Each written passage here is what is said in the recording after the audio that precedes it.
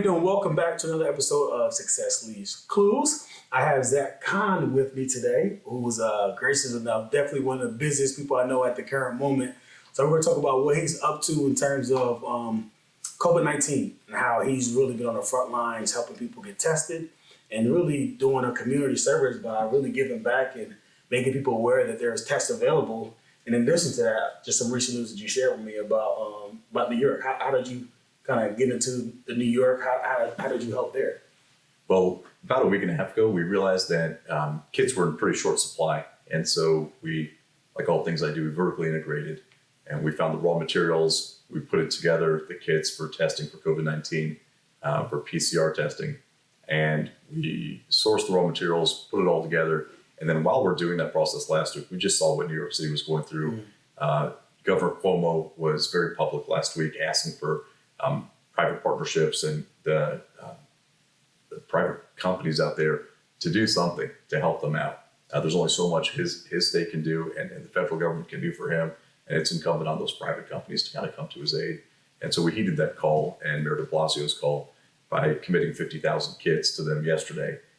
We'll have those delivered by end of week next week. Wow, that's amazing, man. And it's funny, we spent some time last week. I actually got tested at the facility, was negative. Thank God, that's why I'm able to still be out, but we're still keeping our distance. But just tell people a little bit just about your background and like context about how you kind of got into this space, because this is one of your businesses, but it's not your core business. What's your kind of your core business? How did you get into that? Sure. So we own and operate my company, Surgery Center Development Company, owns and operates surgery centers. Okay. We have a specific focus on orthopedic and spine surgery.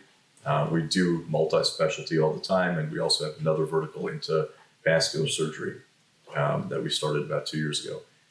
That being said, we had a lot of pain doctors that refer into my orthopedic and spine surgeons, and they had asked me for a lab. They said, can you build a lab because we need to test our patients for the drugs that they're taking. If they're going to give them a controlled substance, you want to make sure those patients are taking those drugs and not any other drugs, and also taking the drugs that they're prescribing in the way they are meant to be prescribed and taken. So we created ARIA Diagnostics and ICL at 5635 West 96th Street a little over 5 years ago. And so we've been doing toxicology successfully for 5 years. And then a few months ago, my partner, Vipin Adlaka, and the president of the lab, he's also one of my best friends from high school 20 years ago. Has it been 20 years now, a little bit more. Wow. And so he said, hey, we probably need to look at COVID-19 testing. As soon as what was happening in Wuhan started affecting Italy, he was a very smart guy. He said, we should have some foresight here. So we started pivoting. And his background is? He's a bio undergrad with a molecular biology grad school degree from IU Med School. So he's very qualified. He's been in the lab space for since 99, 2000, since he graduated from graduate school. And what time frame was this? When did you guys kind of see what was happening in Wuhan, like in terms of the time period? February. Okay. About February, end of February, we started talking about it. And then we started making the investments as far as reaching out to people and seeing what validation studies look like, what's necessary, what kind of products are they going to use, what kind of parts they need to purchase, and what the pro forma might look like, so we can roll that out. Right, that's awesome. So talk to us a little bit about like testing, because there's a lot of information out there and a lot of different tests that are available. Some to prick your finger, you get it back in 15 minutes. I think that's like being developed. There's some other tests that get back in 45 minutes. And I've learned this, and this is fascinating, but all the tests aren't created equal. It's true. All tests are not created equal. It's a well stated. So there are, let's start with the one that we do. Ours is the PCR, polymerase chain reaction, real-time PCR test. What that test is looking for is the active virus. So we're separating out the virus from its DNA to its RNA, and then we're finding that active virus in the system. The reason that's important is when someone contracts that virus, their immune system may not respond to it quite quickly, but when we test that patient, usually within a day or two, we can see whether they're exhibiting symptoms or not, whether they have coronavirus or not. And then we move over to immunoassay test. Immunoassay test is similar. It's a little quicker. It's less expensive of a machine to purchase. But the immunoassay test is going to measure the antigen response. So if the patient is older, slower metabolic process, then that patient's response is going to be a little delayed. This is why in the older patients, you're going to see that patient gets sicker quicker. So let's say a 70-year-old patient with comorbidities and a slower metabolism, that pathogen is going to proliferate through the body. And then before the patient has a chance to respond, it's going to go on a lot of places that in a younger patient, they would have responded and put kind of that the pathogen's the offense, it would put defense on the field. Right. Whereas an older patient, the defense may not take the field until third or fourth quarter. And by then, it's so much more dangerous to that patient's health. Right. And the reason I bring that up is because the antigen response is varied between different patients. So if you're testing just for the antigen response, that patient, you may not get a positive coronavirus test because the antigen response hasn't actually initiated itself yet. So in layman terms, just so I can break it down so everyone can realize. So the antigen response is actually you actively having COVID-19, right? Correct. Is that correct?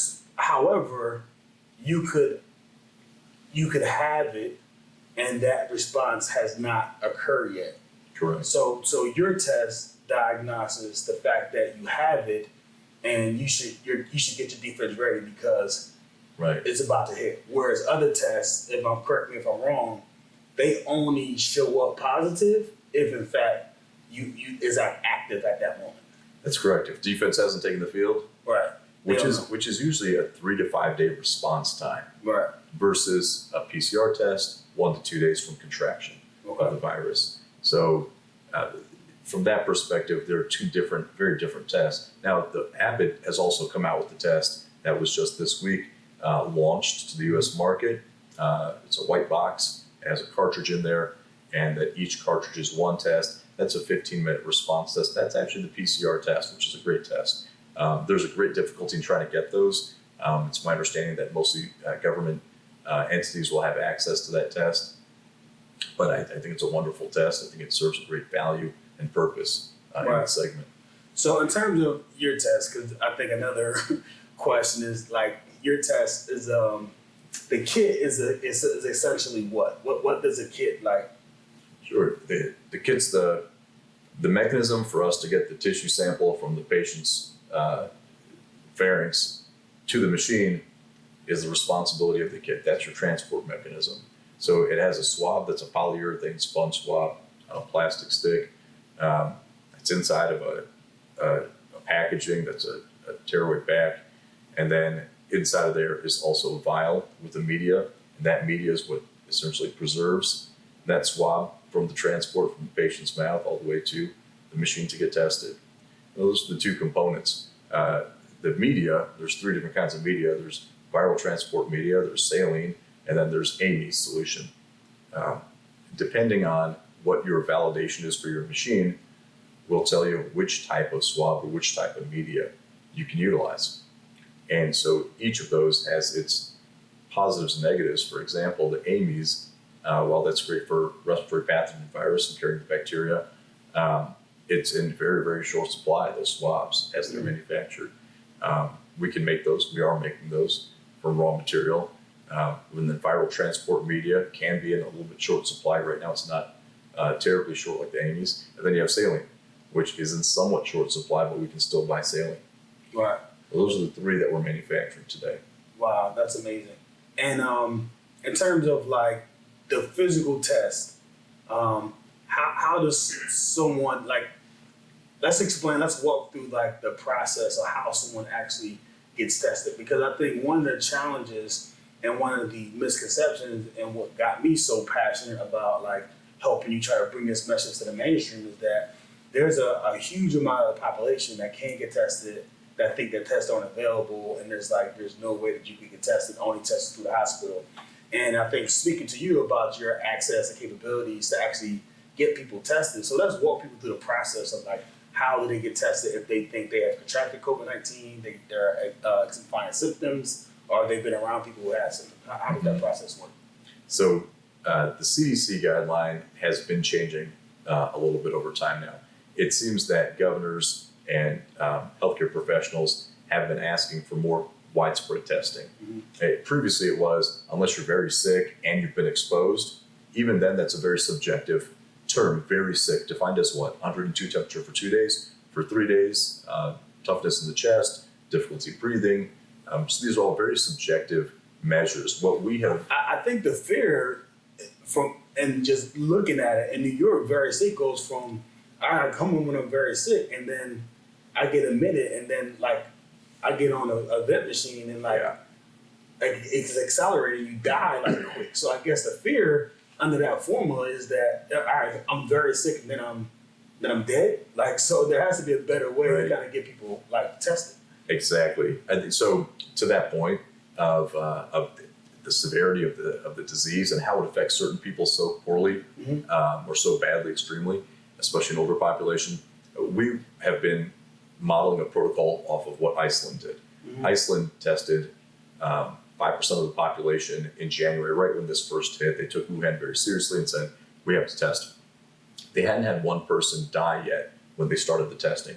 Now they're on a mission to test the rest of the country. Iceland has just over 300,000 people in it, so to test 300,000 people, we could do that in 40 days here at our lab in Indianapolis. But back in the study in January and February, they did 5% of the population. The results came out a little over a week ago of well analyzed results, and they came back showing that 50% of the positives were completely asymptomatic.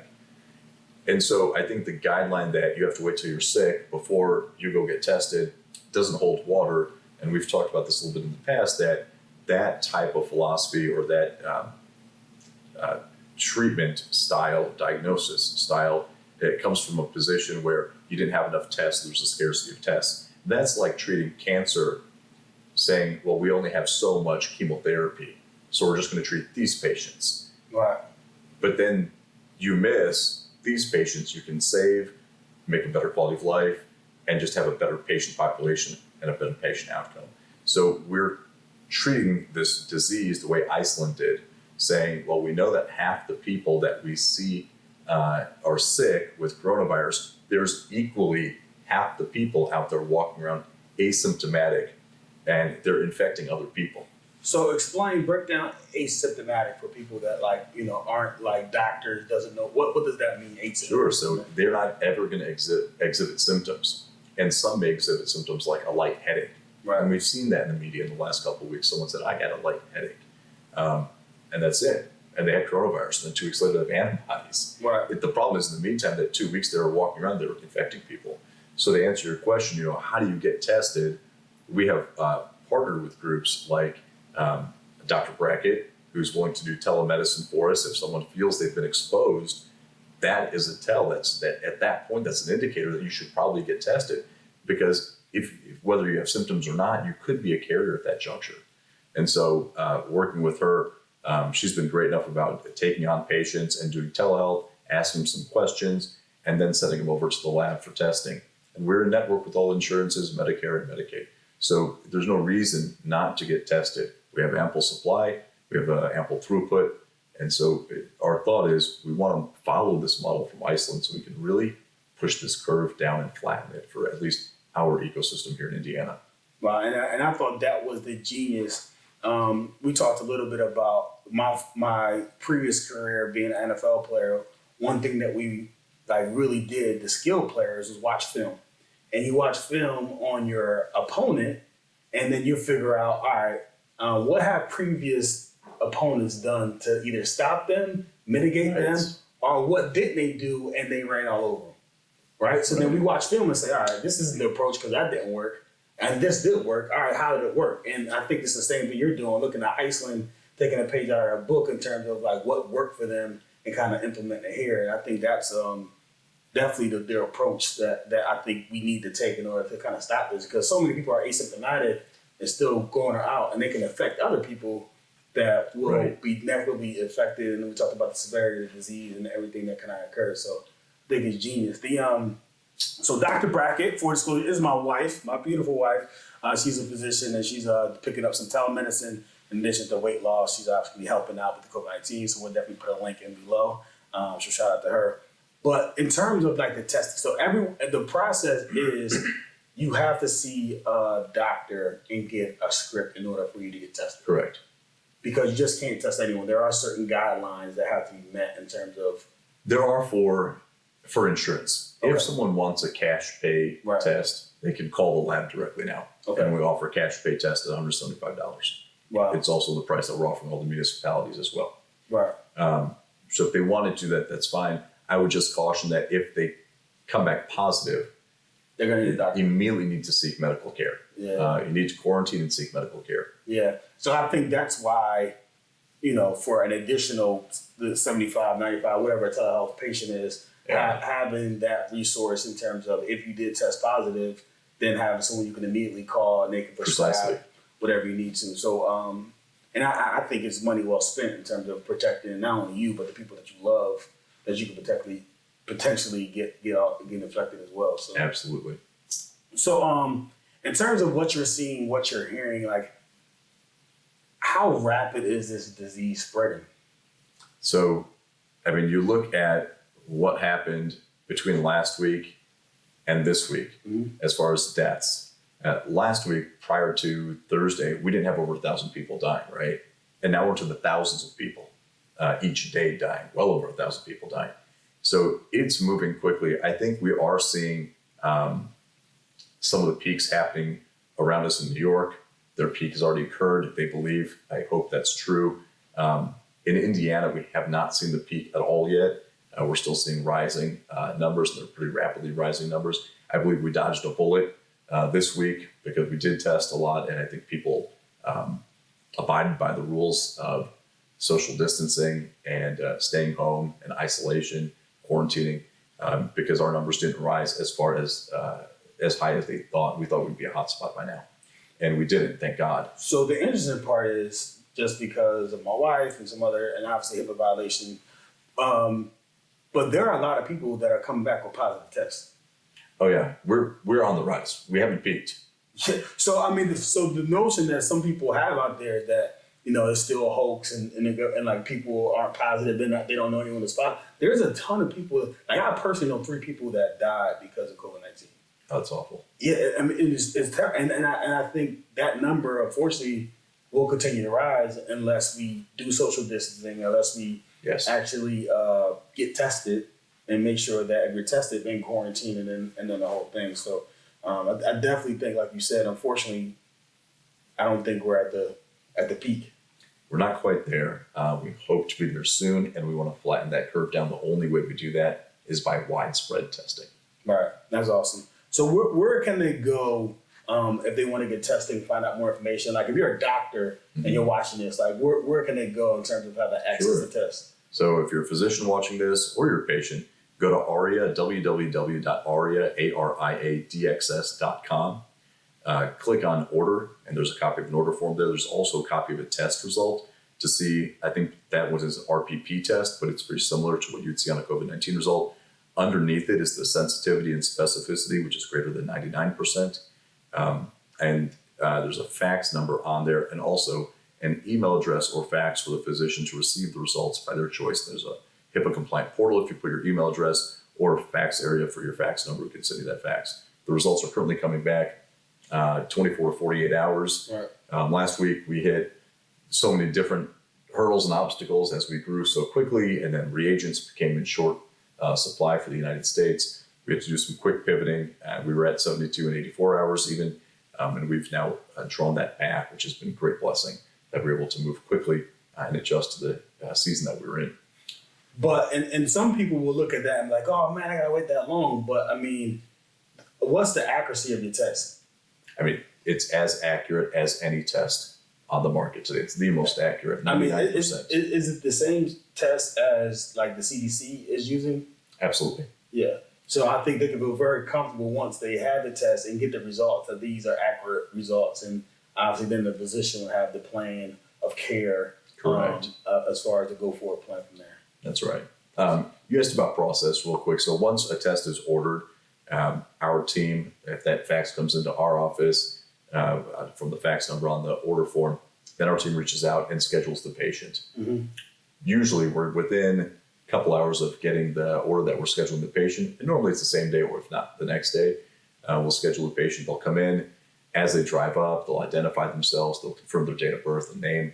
Our nurse will quickly swab them within 30 seconds. They leave, and then the physician will get those results. Like I said, within 24, 48 hours. So really the test itself, you shouldn't be in line more than 3 or 4 minutes. The test takes 30 seconds like you experienced the other day, and you're on your way. And it is a well-placed period of time for you because it's important to get tested.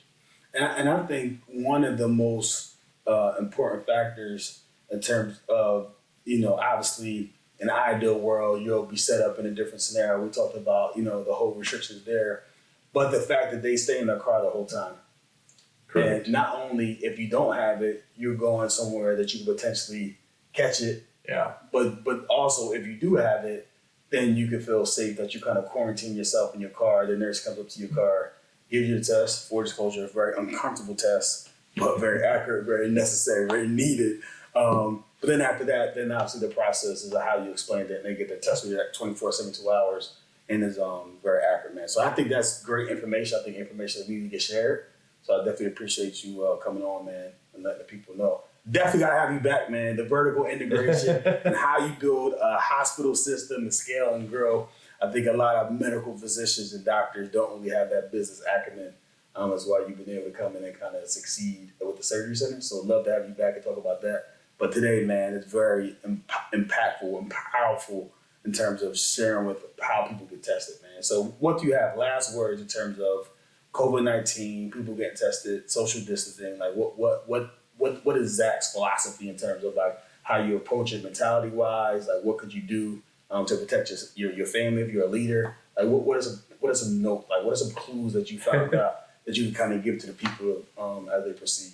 I mean, honestly, as we go into this, it's easy to brush this off your shoulder, the rules of social distancing and not going out and doing that stuff. As a leader, I've seen a lot of my friends that are great leaders like yourself, and they really have abided by the rules. They're working from home. They're doing the right thing. So I would say do that right thing. If you expect this thing to flatten and we're doing our part by testing, but testing alone is not going to solve this. The testing just identifies who needs to be at home, isolated away. But as a leader, be that person that abides by the philosophy that you dictate. So stay at home, do the right stuff, let this thing pass so that we can all go back to work faster. Yeah, great words, man. Appreciate you coming on, man. And, Thanks, Gary. Thanks for having me. Definitely, man. And keep on doing your thing, man. Definitely go get tested. I appreciate it.